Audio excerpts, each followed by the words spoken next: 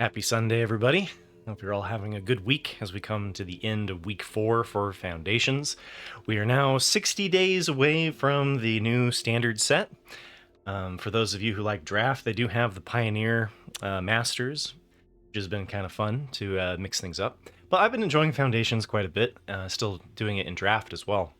But every Sunday, what I do is I do my best of 1 meta breakers, which are people who have successfully climbed to Mythic with a 60% win rate over 50 games. So there's a little bit of an aspect of luck to it, but there's also some cool innovations and some things to be learned, and also just fun to give the shout out to the people who have been doing well on the ladder. So it's kind of a fun little game.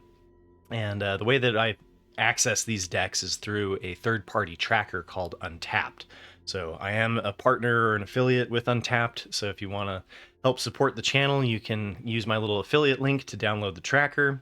Allows you to see what's in your deck, what your opponent has played, track your games over time, and is a particularly nice tool. And one of the things too that's nice about it is that you can show that there's not as many matchmaking shenanigans going on as some people think. Or like all 8 of these decks that we're going to talk about today, all 3 of their most popular matchups were mono red, mono black, and Boros auras, right? For all of them, and they differ quite dramatically in what strategy they are. So there's no algorithm that's like, okay, well this one's going to go up against mono red, and this one's going to go up against white, Boros auras, that sort of thing, right? They're all going up against the same thing. And then the other thing too, if you are familiar with Untapped, if you look at the meta page, it'll tell you where the person landed when they hit Mythic. And that's a really good way to kind of judge where their MMR is, or their matchmaking ranking. Because if you have been cheesing it, if you've been losing a bunch of games before you start, winning on purpose, it's a way to climb the ladder pretty easily into Mythic. The downside is if you do that, it changes the matchups, so you won't be facing mono red, mono black, and Borosaurus, and you will place like 91. You'll place in the percentiles instead of in the numbered rank, and then once you're in Mythic, there's like a different MMR or a different matchmaking that's based in Mythic specifically. So you may have found that experience as well, as like if you do climb to Mythic very quickly and then you win your games, you don't change rank, right? Like you have to have like a 65% win rate just to change rank if you do it early enough in the season. Anyway, the whole thing about Mythic MMR in Magic is a whole other conversation, so I digress. On to the Magic decks. So this week for number 1 here, and this isn't in any particular order, this is just how I picked them up throughout the week, is Azorius Axe. I'm going to call it Azorius Axe because we have Azorius Artifacts, which is using the simulacrum to like create all of the big tokens and whatnot. And this one is going in a similar direction. So like you've got the Regal Bunnycorn, which works off of the artifacts created by Novice Inspector and Spyglass Siren. But instead of using these to kind of like Convoke, which is what the Azorius Convoke deck is doing, to do the Knight Errant of Eos, this one is animating those artifacts with Zoetic Glyph. And then we also have Leyline Axe, which we got in Foundations, which is a pretty great beater if you have flyers, right?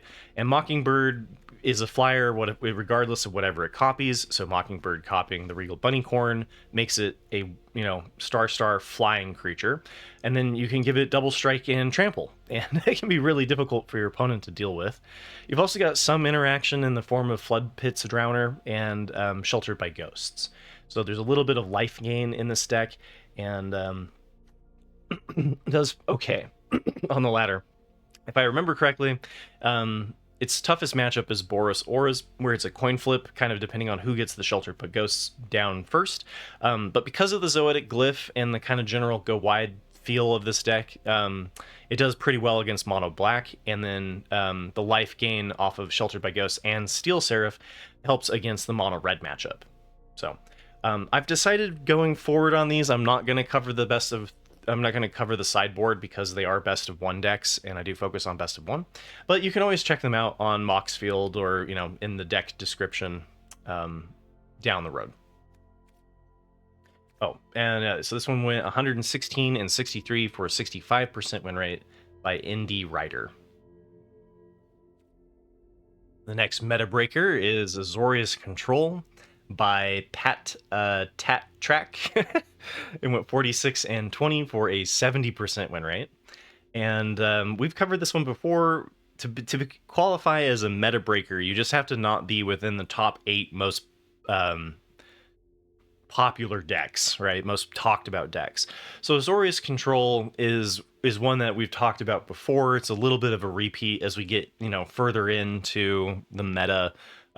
It's hard not to do some repeats. So we're going to talk about Omniscience here, 2 different versions of it this week. So forgive me, there's always going to be some repetition about it, and it always makes me nervous as a content creator that I'm going to bore you guys. But this one's deciding to run just one Hornlock Whale. Sometimes we see multiple copies of that.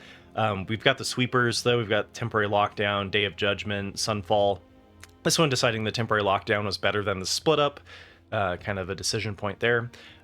This one's also not really running much on the side of Dig. So we've got the Spellgyre, which is kind of like Dig, and can also be a spell or counter spell. And then we've got the typical win condition for this deck is Jace, the Perfected Mind, where you're going to mill out your opponent. You can also just seal out the game with Mirix and Fountain Port. Some of these matches are particularly grindy. We've got the Maze Mind Tome, and I'll do my best to not have copies where I can. So counter spells, 3 steps ahead, no more lies. You've also got the single point interaction of Get Lost and Soul Partition. And then we've got Kutzel's Flanker for hating on the graveyard, which is particularly nice for Azorius Oculus. Also kind of good against the 4-color, like the Omniscience decks that rely pretty heavily on cycling through their graveyard. Good against the Squirming Emergence decks and such. And we got 1 copy of Beza, and that one just kind of gives you some nice stabilization. But we're definitely going to see Maze Mind Tome here to stay in a lot of control archetypes. Being able to have the life gain on top of being able to kind of smooth your draws is particularly nice in control. If you haven't checked it out, it's definitely worthwhile. Gotta get my Red Dwarf coffee mug here going. All right, so Omniscience is one that we talked about since week 1. I tend to try not to do repeats, but like I mentioned, we're kind of getting to that point where it's hard to avoid. Like this sort of thing where Arena just automatically fills it with a whole bunch of different versions of Omniscience. I'll try to undo that where I can. Okay, so this one I think is the most... This is the one that I saw Sonio exploring early on because it has the loop of the Invasion of Arcavios. And so since that one does use the sideboard, we will talk about the sideboard here. So this allows you to get a card that's not in the game, and that means one of your sideboard cards. And you can get this town ain't big enough allows you to loop, being able to pick up the Invasion of Arcavios, play the Invasion of Arcavios, and grab something else, right? And so you can kind of like do these really cool loops with this town ain't big enough. And then you've just got other little things that can be fun. Sunfall to wipe the board, the Fall of Krug. That's one I haven't seen before, but it's doing some land destroy. Actually, now that I think about it, Sonia was doing this because you can just like make them discard their entire hand and destroy all of their lands. And you can be particularly cruel with this deck because of the infinite mana of Omniscience allows you to play all of your cards for free, right? So you can do this loop with, you can destroy all of their lands, destroy their entire hand, and then kind of watch them suffer. So this deck is a little bit weak against the Boros Auras and the Mono Red strategy. So this one was piloted by Sinohana, 123 and 71 for a 63% win rate. However, it was far below 50% against Mono Red and Boros Auras, despite them being in the top 3 most common matchups. And that's because it went something like 22 and 8 or something like that against Mono Black. So this deck is really preying on the fact that Mono Black has become more popular than Mono Red as we get into the later stage of Foundations. And then a lot of the other cards in the deck are just enablers. So like Picklock Prankster, Mills, Whale of the Forgotten Mills, Archaeologist Mills, got a little bit of bounce. Foundation of the Third Path Mills. Squirming Emergence allows you to get the Omniscience back. And if you have enough, you need Fathomless Descent to 10, but this deck can do that. And then you've got Inspiration from Beyond, which also helps you mill. And then you've got Jace the Perfected Mind, which I think is the ultimate real win condition of this deck, other than playing around with your food, right? All right, and then this one looks particularly similar, right, to the deck that I just covered, but the there's some interesting tweaks to it, right? So it is going in a slightly different direction, and it's bringing in single point interaction with Go for the Throat instead of just bounce, right? And the reason why I wanted to bring up these specifically and talk about Omniscience again this week is this one was piloted by Jesse for 60 and 39 for a 61% win rate, so smaller sample size. But these changes dramatically improved the matchups against Mono Red and Boros Auras. So this deck doesn't inherently have to be weak to that strategy, right? And this one also has a full sideboard, but still has like this town ain't big enough, which is the really big one for me, or the Invasion of Arcavios loops. So this one also having a Traxa, Valgavoth, some other targets that you can kind of cheese into with your Omniscience, and then Kiora fills the graveyard as well. I like that inclusion. And then yeah, bounce through the Afara's Dispersal instead of Unsummon, but similar strategy, slightly different variations though. Do make a profound effect, right? When people say like, well, it's the same deck minus 4 cards, right? It can have a dramatic effect on the matchups. So 2 different versions of Omniscience if you want to check them out. It's a fun deck for sure. All right, and we've got Dimir Midrange by Saitama, 131 and 89 for a 60% win rate. And this one isn't really a new deck, right? Sometimes we see new decks, sometimes we see kind of just off-meta picks. This would be an off-meta pick for best of 1. Dimir Midrange is a very popular deck in best of 3, and this is a version of the best of 3 deck that's pretty much exactly what we see being run in best of 3. Shieldred's Edict sometimes not in there, the Spell Stutter sometimes in there instead of the Phantom Interference, and Enduring Curiosity only on 2 copies, I think really showcases for best of 1. You want to edge towards your faster strategies where the card draw is not as important. If you're in best of 3, you usually see this as 3 copies. Not always, but usually. And then Stab here works particularly nice against the Mono Red and Boros Auras strategies with the Heartfire Hero. I've seen some people run Stab entirely over the cutdowns. I still think the cutdowns are advantageous against certain matchups, particularly 1/3 bodies and such. But yeah, we've talked about this one a fair amount. So you've got Spyglass Siren, Fairy Mastermind, Flood Pits Drowner, all of which are relatively good evasive threats, which allow you to ninjutsu in Kaido Bane of Nightmares, or Enduring Curiosity gives you card draw to draw into your additional removal. All right, Selesnya Artifacts. Now this one I wanted to bring in specifically. The MMR wasn't exactly perfect. It was good enough, but it was like slightly lower. But nothing, no shenanigans going on, right? Just seems like maybe it was a little bit of a newer player, maybe, or MMR was reset or something. I don't know. Anyway, it went 38 and 21 for 64% win rate. But the reason why I wanted to bring this up, Selesnya Artifacts by Fuda is the best. The people in my community for community deck techs have had interest in this archetype, right? So I think that this is looking like a pretty strong version. I like where they went with it. Kind of similar to the Azorius Artifacts build, you're using the Regal Bunnycorn as a big hitter. You've got the Sheltered by Ghosts and the Steel Seraph for the life gain against the Mono Red. And then you've got artifact synergies with the Teething Wormlet, the Tough Cookie, the Novice Inspector, Duskrose Reliquary, Glass Casket, and Sentinel of the Nameless City, which people have explored this archetype for a while, and it's always kind of fallen a little bit short. So, you got the Royal Treatment, though, that kind of plays like a Snakeskin Veil. And then you've got the Warden of the Inner Sky, which can tap all of your fodder.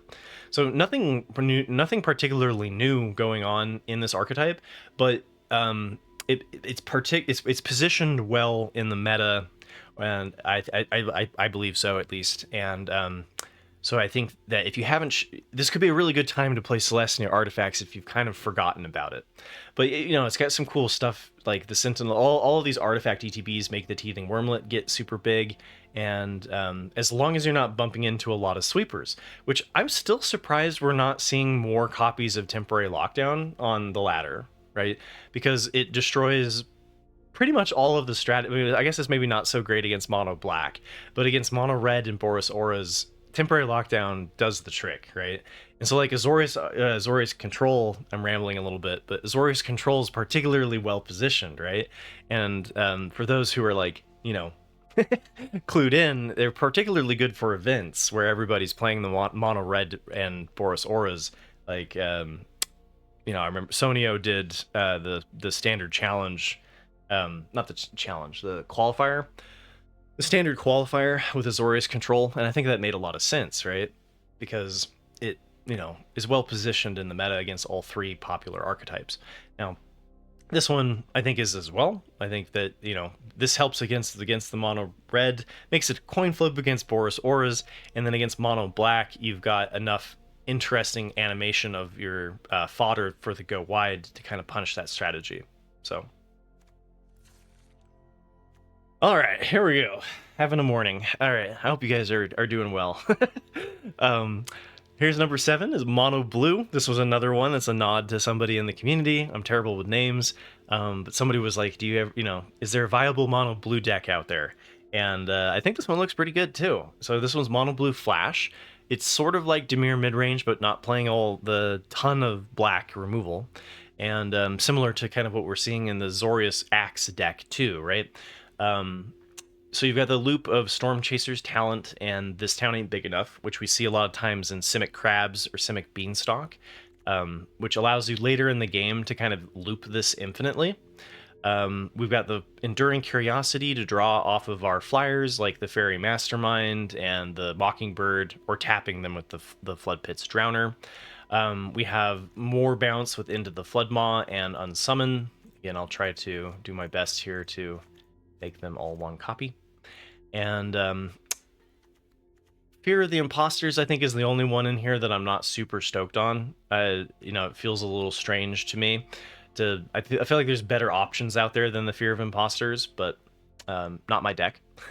And then Fabloom Trick I've been very impressed with, especially in... It works particularly well with Enduring Curiosity, right? And we're seeing this starting to get more play in Dimir Midrange. Because turn 3 you tap something, create the 1/1 flyers at the end of their turn, right? So you tap one of their potential blockers and you create 2 attackers. This allows you to hit in on turn 4 and draw a ton off of the Enduring Curiosity. It's just one line. You can also follow it up with like Kaido in Dimir, not in this one. But anyway, yeah, interesting strategy, kind of an interesting take on just the mono blue. And this one was done by Alzif, went 51 and 31 for a 62% win rate. And last but not least, for those of you who have been around in the channel for a while, back in the day, right, we talked a lot about Azorius Soldiers, and it was a crowd favorite archetype, right, back during Brothers War. And that's really where it peaked, because we got a lot of these tools for it. But anyway, Azorius Soldiers has also been doing really well. Again, another strategy that does poorly against Temporary Lockdown, but benefited off of having the Sheltered by Ghosts to stabilize against the mono red strategies. So I really think the reason why we see such a powerful level uncommon such as Sheltered by Ghosts is Wizards of the Coast trying to figure out how to kind of lower mono red's win rate. That's my conspiracy theory, right? Because it fits into a lot of strategies that kind of struggled against it, like I've put it in as Orsov Bats, I put it in Selesnya Rabbits, Azorius Soldiers. Like they tend to struggle a little bit against the go wide decks tend to struggle a little bit against the aggression of the mono red, but then punish the single point interaction of mono black, right? And so Sheltered by Ghosts helps those strategies stabilize, maybe not necessarily just win outright, but stabilize against mono red.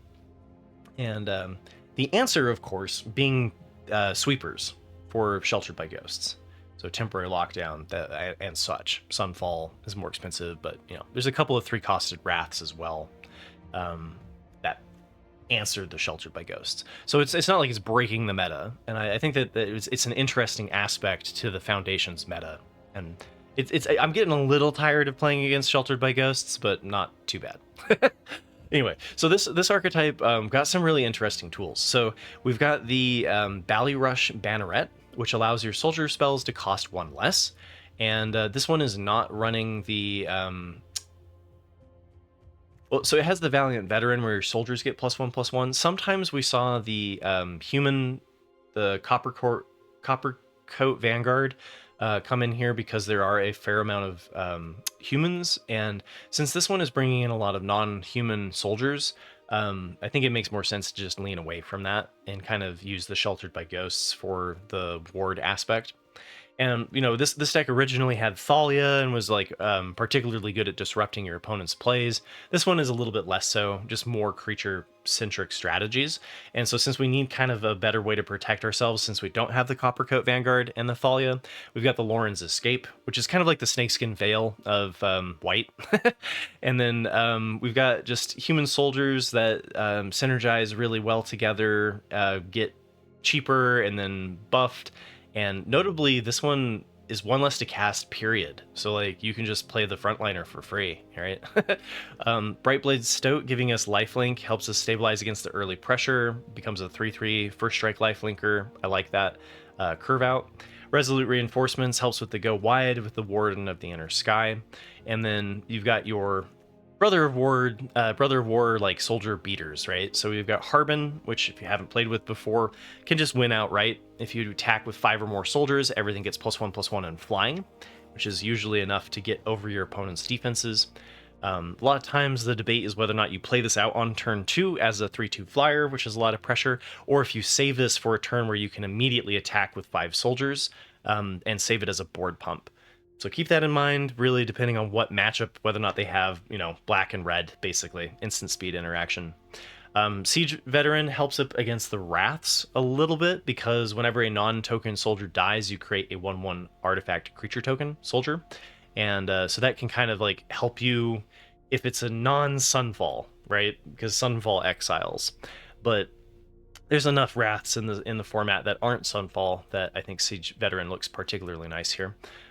Sky Strike Officer then allows you to tap your soldiers to draw, and then whenever it attacks, it creates even more soldiers. And then Myral is this one was included sometimes not in the old Azorius Soldiers deck, and creates a whole bunch of soldier artifacts where X is the number of soldiers that you create. So this is the one that like just explodes out of control. But the other part of it too that's interesting is your opponent can't cast spells on your turn, right? So on your turn, you're free from your opponent casting spells or activating abilities and creatures and enchantments. So sometimes this Myral getting it down through like a counter spell really messes with certain strategies. But I just thought it was really cool to see Azorius Soldiers back, and so this one was by Bone Clone, went 114 and 71 for a 62% win rate, and it does my heart good to see even old archetypes like Azorius Soldiers still kicking around. So that's it for the Best of 1 Meta Breakers, and I'll be back on tomorrow to talk about Week 5 of Foundations and Best of 1 and Best of 3, and do my meta review as always. And again, the community deck tech will get kicked down the road. I think it's going to probably be the new year by the time that I finally get around to it, just with my schedule. So I hope you all have had a good time with Foundations. Always let me know in the comments below how it's been going for you. Always love talking about Magic the Gathering and nerding out, which is why I made this channel, and have a good day.